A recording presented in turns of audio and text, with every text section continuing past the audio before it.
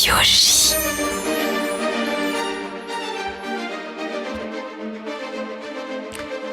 Éric Keslassi, bonjour. Alexis Lacroix, bonjour. On est très heureux de vous avoir ce matin dans notre émission de Radio J pour commenter aussi l'actualité. Mais vous nous revenez, vous êtes professeur à Sciences Po, on va en dire un mot dans un instant, avec un formidable cours de sciences politiques aux éditions Hachette que vous avez co-signé avec Cédric Passard, votre collègue qui est sociologue, lui.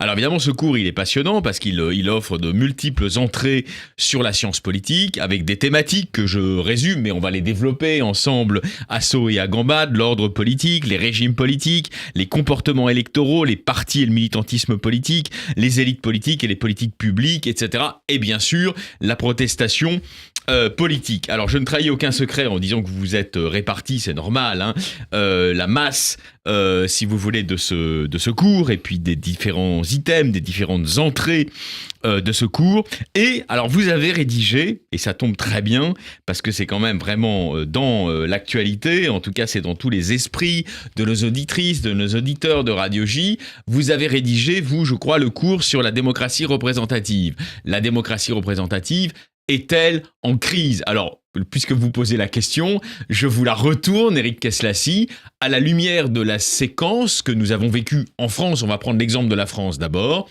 À la lumière de la séquence que nous avons vécue en France depuis les élections européennes et la décision d'une dissolution anticipée, est-ce que c'est le symptôme, la manifestation, la confirmation d'une crise un peu systémique de la démocratie représentative selon vous ?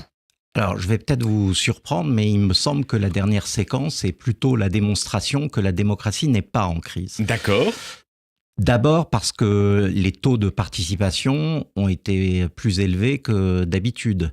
L'élection législative est redevenue une élection de haute intensité politique. Oui. Ce qui n'était plus le Alors, cas. Traduisez simplement, celle-là, c'est un langage de politologue éminent que vous êtes, Éric Keslassi. Pardon. Un exercice de haute intensité politique, qu'est-ce que ça veut dire concrètement ? Eh bien, ça veut dire que, pour vous prendre un exemple très concret, l'élection législative n'était plus qu'une caisse d'enregistrement de l'élection présidentielle. Tout à fait. Parce qu'il y a eu inversion du calendrier électoral, que finalement, on donnait une majorité au président. Et donc, les électeurs se détournaient de l'élection législative. Un peu comme ils se détournent de l'élection européenne. Donc, c'est des élections à faible intensité politique. Et là, avec la dissolution bien surprenante, eh bien, l'élection législative est redevenue une élection de haute intensité politique, puisqu'il y avait la possibilité de placer Emmanuel Macron en cohabitation. Alors, son idée, si j'ai bien compris, c'était qu'il voulait avoir une cohabitation avec le Front National de manière à décrédibiliser au pouvoir le Rassemblement National et ensuite se donner une chance, quelques années plus tard, de redevenir président de la République. Mais il s'est fait imposer le Front républicain et du coup, il s'est retrouvé dans une situation bien compliquée. Éric Keslassi, vous êtes avec nous ce matin, pardon, et vous co-signez avec Cédric Passard le grand cours de sciences politiques aux éditions Hachette. C'est passionnant, comprendre tous les enjeux politiques avec les plus grands auteurs, évidemment, de la tradition, j'allais dire, d'Alexis de Tocqueville à Hannah Arendt, et en passant bien sûr par Pierre Rosanvallon, Norbert Elias, Max Weber, etc. Alors, est-ce que vous êtes de ceux qui pensaient qu'aujourd'hui, nous avons plutôt une résolution de ce petit moment d'attente et de suspense politique qui s'était ouvert avec la dissolution voulue par le président Emmanuel Macron? Alors, qu'est-ce que vous entendez par résolution ? C'est-à-dire qu'au fond, il y a un gouvernement qui va progressivement se mettre en place, commencer à travailler.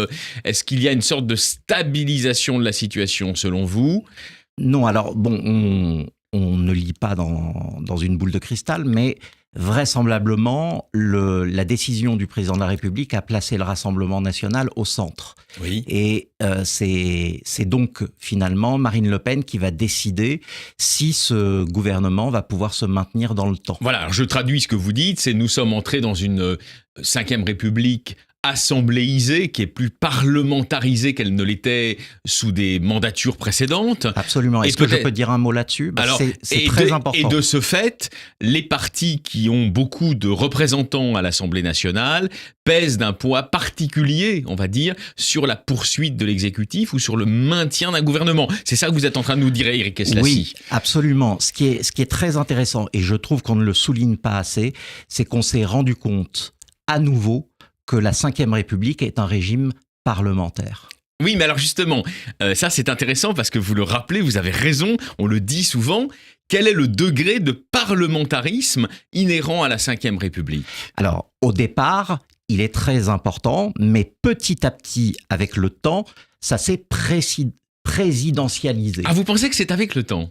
Non, avec le temps et avec les actions politiques, évidemment. Maurice Duverger expliquait que la France est dans un régime semi-présidentiel. Alors, parce que le président est élu au suffrage universel et que, notamment à partir de Nicolas Sarkozy, on a eu une présidentialisation du régime. Et l'inversion du calendrier électoral dont je parlais tout à l'heure a favorisé cette présidentialisation. Force est de constater que la situation actuelle a replacé le Parlement au centre, puisque le président de la République est dans l'obligation de tenir compte des 3 blocs qui se sont formés à l'Assemblée nationale. Alors, vous avez raison, c'est ce qu'on peut appeler une forme de requatriémisation de la Ve République, en partie. C'est comme si nous revenions à un fonctionnement qui était proche de celui de la 4e, où c'était évidemment le Parlement, la Chambre des députés, qui avait le mot de la fin sur la vie ou la survie, ou au contraire l'absence de survie d'un gouvernement. Alors, vous, à côté, il se trouve que dans votre très beau cours de sciences politiques, Éric Eslacy, il y a un article sur la montée du populisme comme signe de la démocratie représentative. Vous venez de le dire, d'ailleurs, c'est absolument vrai. Le Rassemblement national, en raison de ses 143 parlementaires aujourd'hui, détient quand même en grande partie, on va dire, la solution pour la suite de ce gouvernement. Est-ce que ce gouvernement va lui plaire ou au contraire va l'antagoniser ? C'est une grande question politique aujourd'hui que doit avoir à l'esprit son chef, Michel Barnier, qui vient d'être nommé. Alors justement, est-ce que cela ne corrobore pas le fait que le populisme a le vent en poupe ? Car le Rassemblement national, qu'on le veuille ou non, représente le populisme. Oui, mais on pourrait dire la même chose de la France insoumise. Il y a 2 populismes qui s'expriment aujourd'hui en France. Un populisme d'extrême droite et un populisme d'extrême gauche. Et malheureusement, les 2 ont le vent en poupe. Les populations, les citoyens expriment par ce vote-là une forme de défiance vis-à-vis de ce qu'on pourrait appeler la politique traditionnelle. Et donc, effectivement, le peuple se reconnaît davantage dans des partis politiques de rupture plutôt que des partis, on pourrait dire, gestionnaires, comme ça a été le cas jusqu'à présent. Alors, vous êtes un observateur politique, vous êtes enseignant à Sciences Po, vous enseignez dans de nombreuses classes préparatoires également. Éric Eslacy, qu'est-ce qu'on peut dire de la marge de manœuvre, selon vous, du gouvernement qui est en train de se mettre en place et qui va travailler sous l'autorité de Michel Barnier, qui est un haut fonctionnaire, ancien commissaire européen, un homme chevronné, bien sûr, dont les orientations sont plutôt celles de la droite libérale, mais qui souhaite rassembler. Ça va être quoi sa marge de manœuvre concrète à ce gouvernement ? À mon avis, sa marge de manœuvre est très très faible. Très faible. Très très faible. Il a une épée de Damoclès au-dessus de la tête. L'épée de Damoclès, c'est quoi justement ? C'est le Rassemblement national, c'est Marine Le Pen. Elle a, en fait, finalement, il doit sa place à l'accord qui a été donné par Marine Le Pen de ne pas voter la censure qui va être immanquablement présentée par la gauche. Ce qui fait que, finalement, Michel Barnier doit sa position au fait que le Rassemblement national ne vote pas cette censure. Si bien que, du moment où il déplaira au Rassemblement national, eh bien, il y a de fortes chances que son gouvernement s'interrompe. Et vous pensez que c'est un scénario qui est hautement probable, ou vous pensez plutôt comme observateur politique, car vous êtes aussi, Éric Eslacy, un observateur politique, et en ce vendredi matin, on est très heureux de vous avoir avec nous sur Radio J, puisque vous signez un passionnant cours de philosophie politique. Est-ce que vous pensez qu'il ne va pas tout faire justement pour éviter d'être censuré par les députés du Rassemblement national ? Oui, et il a un atout, c'est que la gauche n'a vraisemblablement pas envie de mêler ses voix avec celle du Rassemblement national pour voter une censure. Donc il doit manœuvrer entre, si vous voulez, deux écueils. Ne pas faire en sorte que sa politique soit trop ouvertement représentative de ce que voudrait le Rassemblement national, parce que ça fâcherait l'aile gauche de Renaissance. Voilà, et même la Macronie dans son ensemble se retrouverait quand même en délicatesse avec une politique trop ouvertement pro-RN. Absolument. Et l'autre écueil, c'est ne pas faire ce qui contenterait Marine Le Pen, ce qui conduirait vraisemblablement à sa censure. Alors, Éric Keslacy, c'est passionnant. On commente aussi à sauce et à gambade à partir de l'ouvrage Sciences politiques, le grand cours de sciences politiques et de philosophie politique que vous venez de publier avec Cédric Passard aux éditions Hachette. Vous avez aussi signé un article passionnant. Pourquoi vote-t-on ? Alors, je vous pose la question. Il y a de très nombreux électeurs de gauche en France aujourd'hui, toutes sensibilités confondues, c'est-à-dire allant du Parti socialiste aux Verts, des radicaux à la France insoumise, qui se disent, mais au fond, on a voté, on a exprimé des préférences, on a élu des députés, on a envoyé des parlementaires, presque 200 parlementaires, et ceci, finalement, n'est pas considéré véritablement par le président de la République dans les choix et les arbitrages auxquels il a procédé en nommant finalement Michel Barnier. Comment vous analysez cet état d'esprit ? Alors, moi, je pense que le président de la République a commis une erreur, c'est de ne pas nommer la candidate du nouveau Front populaire. Madame Castet, voilà, Madame Castet, quitte à ce qu'elle soit censurée ensuite. Au moins, cela aurait validé le résultat de l'élection. D'une certaine manière, en décidant d'assurer lui-même la stabilité institutionnelle en plaçant Michel Barnier, eh bien, il dit aux électeurs qui ont voté à gauche, finalement, vous n'avez voté pour rien. Donc, effectivement, je pense que là, la défiance du côté de la gauche va être plus importante encore que par le passé. Alors, vous rappelez dans votre article que le vote n'a pas d'emblée été conçu comme un acte démocratique ni même politique. On reviendrait de ce point de vue-là à cette conception-là du vote, c'est-à-dire, très bien, vous votez, vous exprimez vos opinions, mais enfin, on n'est pas non plus obligé d'en tenir compte à 100%, nous, les gouvernants. Oui, c'est ça, c'est-à-dire qu'au départ, l'idée, c'est que le vote soit en quelque sorte indicatif. Mais ensuite, c'était les sachants, voilà. Ceux qui sont en mesure de prendre les bonnes décisions, qui devaient décider de la politique à mener. Alors c'est très intéressant, Éric Keslacy, parce que ça, au fond, c'était la conception première du vote, avant le suffrage universel et avant nos démocraties libérales contemporaines, qui sont fondées effectivement sur l'expression de la volonté populaire, ce qu'on appelle la volonté générale. Alors, est-ce que là, justement, dans le cas d'espèce qui nous occupe, cette longue séquence politique dont nous sortons après la dissolution, il n'a pas été tout à fait tenu compte du vote, en quelque sorte. C'est ce que vous suggérez. Oui, moi, je pense que le président de la République aurait dû tenir compte du vote, parce que là, il redonne, en quelque sorte, matière à l'idée que les élites décident sans tenir compte de ce que veulent les électeurs. Alors, là, je vais me faire l'avocat du président de la République. Vous le savez, dans son cas, il y a peut-être ce que vous dites, bien sûr, Éric Keslacy, mais visiblement, 2 personnes auxquelles il pensait pour le poste de Premier ministre ont été écartées après qu'il les ait consultées, qu'il les ait reçues, qu'il ait échangé avec elles. Ces 2 personnes, c'est Bernard Cazeneuve à gauche et Xavier Bertrand à droite, l'un et l'autre étant plutôt des hommes de centre-gauche et de centre-droit. Bernard Cazeneuve a été victime manifestement du fait que l'ensemble de la gauche ne voulait pas de lui et que par ailleurs, il s'était un petit peu avancé sur le fait qu'il remettrait en partie en cause une partie de la réforme des retraites. Et de l'autre côté, c'est Xavier Bertrand a été victime des foudres du Rassemblement national.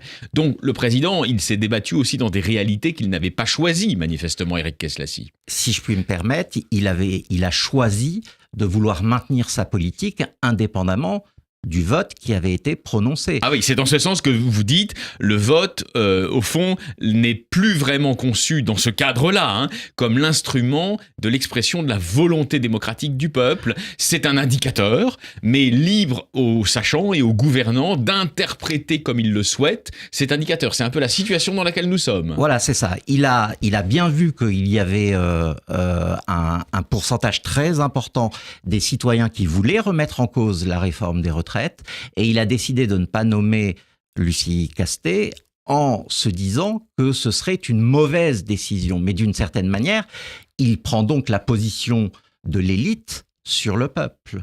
Il, lui, sait, et le peuple ne sait pas.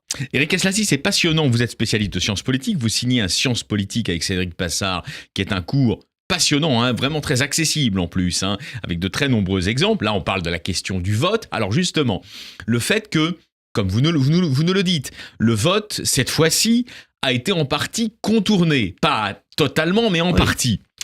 Est-ce que cela peut créer des précédents démocratiques, c'est-à-dire justement alimenter le découragement civique, le rejet des élites, l'anti-élitisme, le populisme, etc., etc. Vous avez compris que c'était ma crainte. Disons que les règles démocratiques, les règles constitutionnelles n'ont pas été bafouées, mais c'est plutôt l'esprit démocratique. Absolument. Il faut faire la distinction entre les deux. Vous avez raison. Les normes juridiques de la démocratie française ont été parfaitement respectées. Absolument. Voilà. Ce que dit la Constitution, c'est que c'est le président de la République qui nomme le Premier ministre. Donc il a toute latitude pour choisir ce qu'il a fait. Mais l'esprit démocratique appelait peut-être de donner sa chance à un candidat de gauche. Quant à Bernard Cazeneuve, il était rejeté par la gauche parce qu'il, du point de vue de cette gauche, il a mené une politique qui était trop à droite ou trop au centre lorsqu'il était au pouvoir. Personnellement, je le regrette. Je suis plutôt favorable à cette gauche républicaine, à cette gauche, par exemple, incarnée par Manuel Valls. Mais force est de constater qu'elle n'est plus aujourd'hui majoritaire à gauche. Elle n'est plus majoritaire à gauche. Alors ça, vous avez absolument raison. On va vers une tripartition de l'espace politique. Alors là, on revient à des questions d'ordre plus politique, de commentaires politiques, si vous voulez. Comment vous la voyez évoluer dans l'année, cette tripartition, sachant que aujourd'hui, c'est une nouveauté, mais nous pouvions l'anticiper. Il y a une sorte de continuum entre le macronisme et le sarkozysme, s'il faut aller vite. Oui, alors en fait... Il y a une sorte de bloc macrono-sarkozyste, de centre-droit et de droite, qui va gouverner, et il y a le reste, avec les gauches, dans leurs différences assez irréconciliables, pour reprendre le mot de Manuel Valls, et la droite dite extrême. Est-ce qu'on peut prendre 2 minutes de recul? Bien sûr, historique, pour que nos auditeurs comprennent, Éric Eslassi. Emmanuel Macron, lors de sa première élection, a sapé l'électorat de gauche. Puis ensuite, il a mené progressivement une politique qui était plus à droite. Et donc, il a sapé la droite. Et aujourd'hui, il se retrouve en alliance avec les Républicains. Mais c'est une alliance qui ne pourra pas tenir. Pourquoi ? Alors, je vous explique. À mon avis, là, on fait de la prospective. De la prospective, c'est intéressant.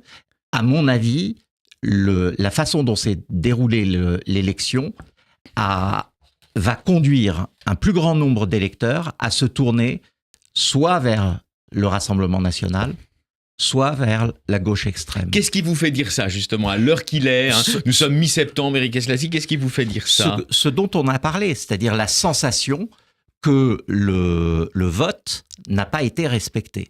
Si on voit cela du point de vue de l'extrême droite, c'est un front républicain qui a empêché le Rassemblement national d'avoir un plus grand nombre de députés et donc de revendiquer la position de premier ministre. D'hégémonie politique, en tout cas. Absolument.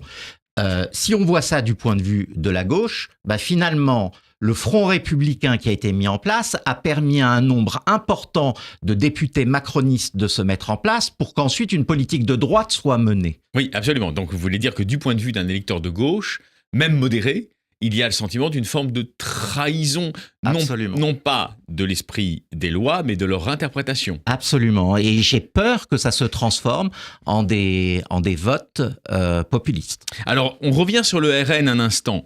On le décrit ces derniers jours, notamment dans le journal du dimanche, comme étant l'arbitre des élégances, qui aurait favorisé, donné son feu vert, son quitus à la nomination du Premier ministre Michel Barnier.